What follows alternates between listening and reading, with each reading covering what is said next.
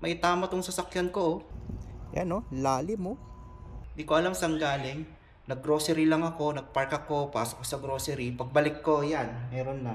Tingnan ko kung makiklaim ko to sa insurance. Wala pa akong idea kung paano. Yeah, I'm filing a claim using online.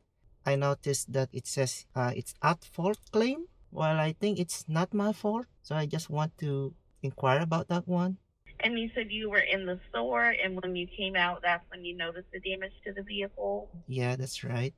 So as of right now, we'll handle the damage under the collision portion of your policy. So the most convenient is to use one of our auto repair express Okay. facilities. Yeah, I'll do that. Pinaiwan na yung sasakyan ko dun sa repair center. Kasama sa insurance na kapag ni-repair yung sasakyan mo, bibigyan ka ng car rental. So ito yung binigay sa akin.